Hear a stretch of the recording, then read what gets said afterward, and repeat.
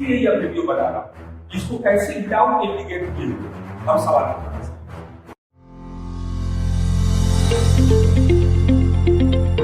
नमस्ते, मैं डीवी सिंह कोटा से लास्ट 25 ईयर से IIT JEE के बच्चों को ट्रेन कर रहा हूँ कोटा में।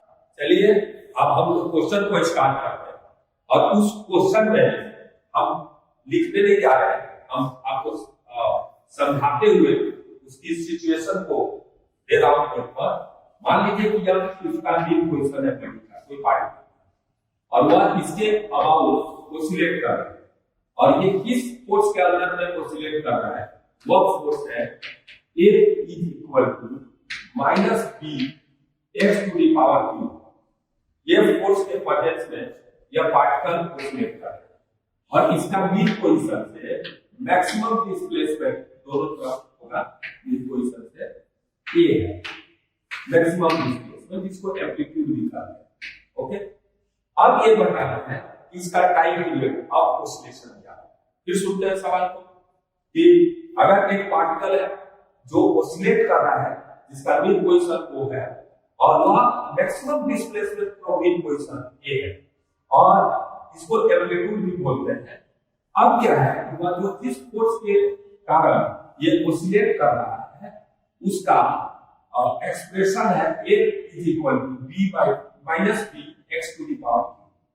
तो हमें बताना है कि इसका टाइम पीरियड ऑफ ऑसिलेशन क्या होगा। हम x मेजर किया है मीन पोजीशन से, यानी यहां पर आपका x 0।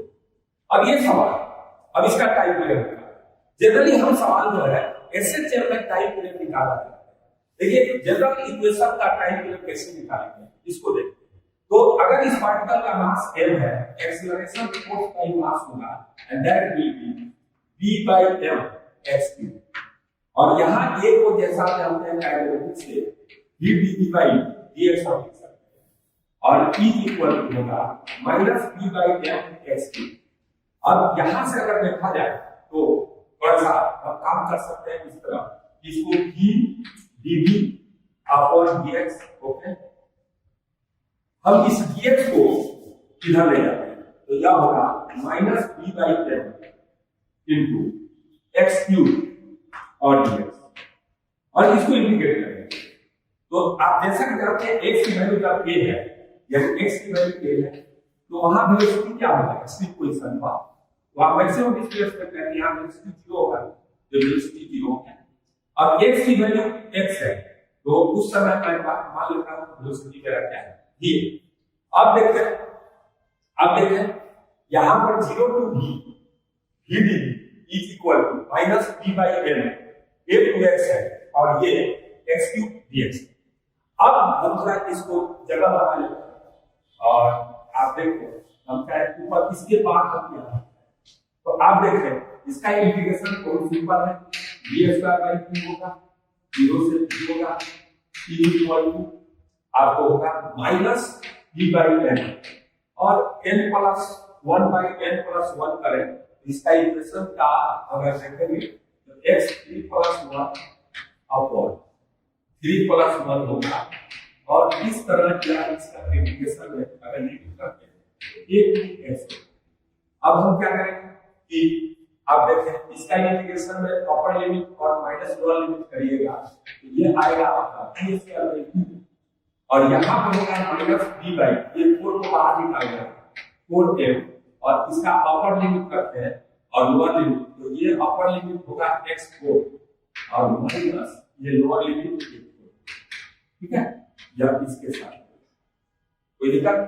अब इसके बाद अगर देखा जाए तो थोड़ा सा आप ध्यान दे सकते हैं, क्या देख सकते हैं इसके बाद मैं लिख रहा हूं यहां से यहां तो मेरा हो गया कि a2 इधर ले जाते हैं, ये v square equal minus b by 2 है माने।